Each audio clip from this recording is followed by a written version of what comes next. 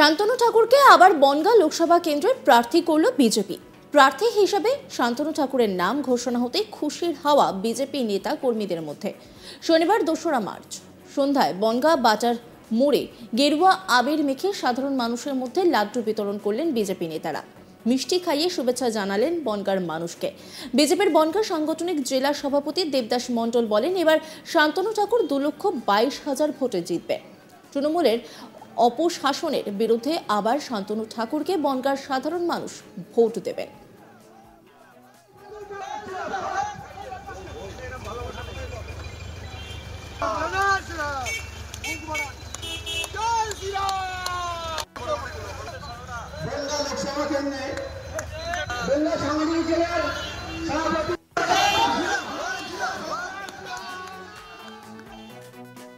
BJP নেতা দেবদাস মণ্ডল তিনি বলছেন, শুধু বিজেপি কর্মী হিসেবে আমরা খুশি নই, সমগ্র বনগাঁর মানুষ খুশি। কারণ শান্তনু ঠাকুর কাজের মানুষ, মানুষের ভিতরে লাড্ডু বিতরণ হলো, সাধারণ মানুষ আমাদের প্রোগ্রামে অংশগ্রহণ করলেন।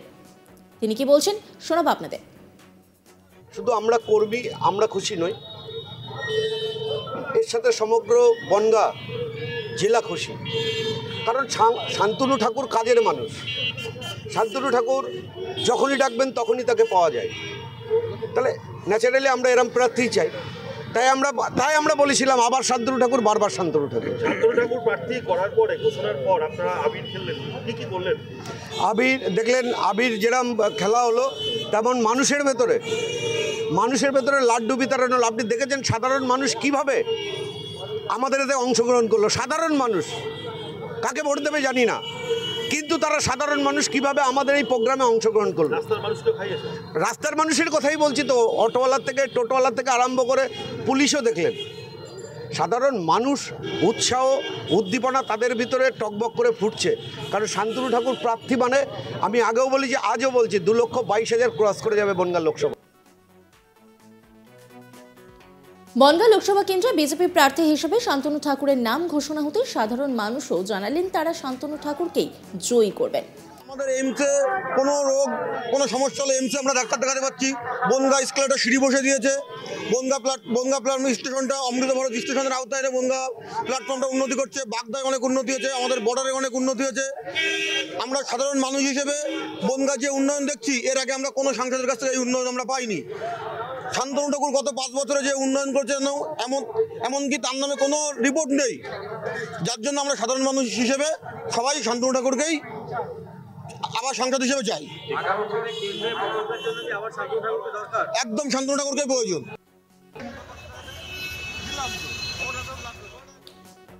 শুনলেন পলাশ অধিকারী স্থানীয় বাসিন্দা, তিনি কি বললেন। কিন্তু আর এক স্থানীয় বাসিন্দা প্রদীপ্ত বিশ্বাস, তিনি বলছেন, আমরা শান্তনু ঠাকুরকে কাজের মানুষ হিসেবে পেয়েছি। বনগাঁ স্টেশন, ঠাকুরনগর স্টেশনের উন্নয়ন, ইছামতি নদী সংস্কার, জাতীয় সড়কের পিছনেও শান্তনু ঠাকুরের অনেক অবদান রয়েছে। আমরা ওনাকে জয়ী করব। উনি কি বলছেন শোনাবো আপনাদের। আমরা শান্তনু ঠাকুরকে 5 বছরে আমরা পেয়েছি, কাজের মানুষ হিসেবে পেয়েছি। আমরা বিগত দিনে আমরা দেখলাম যে সাধারণ মানুষ হিসাবে বনগাঁ রেল স্টেশনে অমৃত স্টেশন হয়েছে, সেটাও শান্তনু ঠাকুর করেছে।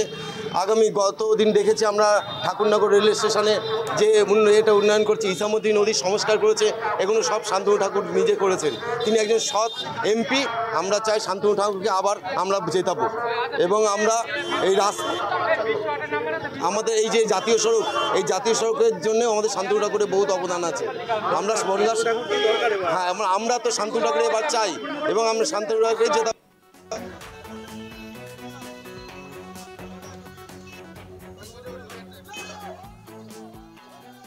স্থানীয় বাসিন্দারা বলছেন তারা চান শান্তনু ঠাকুরই সেখানে ভোটে দাঁড়াক। এই নিয়ে একটি রিপোর্ট তুলে ধরেছেন আমার কলিগ দীপক দেবনাথ, দেখাবো আপনাদের। দেখো, গতকালই বিজেপি 195টি আসনের জন্য তাদের প্রার্থী ঘোষণা করেছে এবং তার মধ্যে 34 জন কেন্দ্রীয় মন্ত্রী আছে, যার মধ্যে অন্যতম হচ্ছে শান্তনু ঠাকুর। তুমি জানো যে শান্তনু ঠাকুর কেন্দ্রের জাহাজ প্রতিমন্ত্রী এবং বনগাঁ লোকসভা কেন্দ্রের সাংসদ। এবং তার নাম যখন সন্ধ্যাবেলায় ঘোষণা করা হয় এবং সেই খবর যখন বনগাঁয় চলে আসে, এবং তারপরেই কিন্তু বিজেপির কর্মীরা উচ্ছ্বাসে ফেটে পড়েন। তারা রাস্তায় বেরিয়ে যান এবং যারা স্থানীয় বাসিন্দারা আছে তাদের মধ্যে মিষ্টি বিলি করেন, পটাকা ফাটান, অর্থাৎ বাজি ফাটান, পাশাপাশি দেয়াল লিখনও শুরু হয়ে যায়।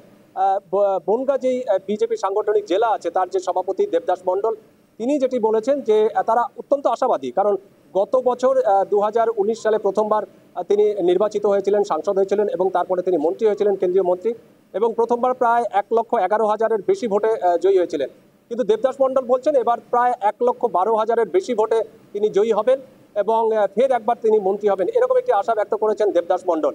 এবং কালকে যখন ঘোষণা হয়েছে, নাম ঘোষণা হয়েছে বিজেপির, এবং সেখানে যখনই শান্তনু ঠাকুরের নামটি আসে সঙ্গে সঙ্গে তারা উচ্ছ্বাসে ফেটে পড়েন, যেটা আমি বলছিলাম, এবং বিজেপির পতাকা নিয়ে তারা রাস্তায় রীতিমতো সেলিব্রেশন শুরু করে দেয় এবং লাড্ডু বিতরণ করতে দেখা গেছে যারা পথ চলতি মানুষ আছে তাদের মধ্যে, এবং বিজেপি কর্মীরা যারা ছিলেন তাদের মধ্যেও তারা নিজেদের মধ্যেও সেই মিষ্টি বিলি করেন, মিষ্টি খাওয়ান, লাড্ডু বিতরণ করেন, পাশাপাশি তারা বাজি ফাটান এবং দেওয়াল লিখানো শুরু হয়ে গেছে। দেবদাস মণ্ডলকে আমরা দেখেছি যে দেওয়ালের মধ্যে শান্তনু ঠাকুর নাম দিয়ে বিজেপির পদ্মফুলের যে প্রতীক আছে সেই প্রতীক দিয়ে তারা নাম লিখেছে। এবং বিজেপি কর্মীরা সবাই বলছেন এবং পথচলতি মানুষ যারা তারাও খুব খুশি এবং বলছেন যে বিজেপির এবারের মার্জিন গতবারের মার্জিনকেও ছাড়িয়ে যাবে।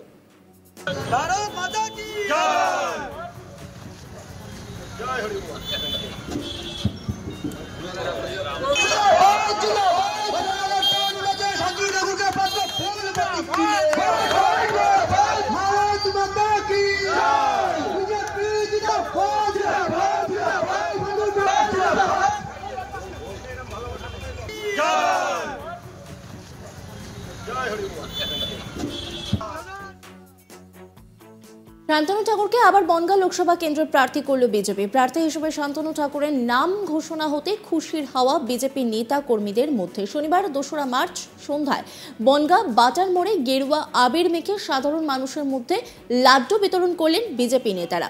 মিষ্টি খাইয়ে শুভেচ্ছা জানালেন বনগাঁর মানুষকে। বিজেপির বনগাঁ সাংগঠনিক জেলা সভাপতি দেবদাস মণ্ডল বলেন, এবার শান্তনু ঠাকুর 2,22,000 ভোটে জিতবেন। তৃণমূলের অপশাসনের বিরুদ্ধে আবার শান্তনু ঠাকুরকে বনগাঁর সাধারণ মানুষ ভোট দেবেন। দেবদাস মণ্ডল তিনি বলছেন, শুধু বিজেপি কর্মী হিসেবে আমরা খুশি নই, সমগ্র বনগাঁর মানুষ খুশি, কারণ শান্তনু ঠাকুর কাজের মানুষ।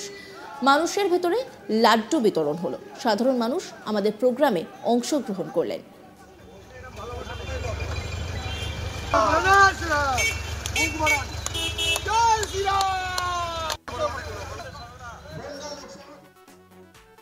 অন্যান্য খবরের আপডেটের জন্য অবশ্যই নজর রাখুন আজ তাক বাংলার ইউটিউব স্ট্রিমিংয়ে এবং ইউটিউব চ্যানেলকে সাবস্ক্রাইব করুন।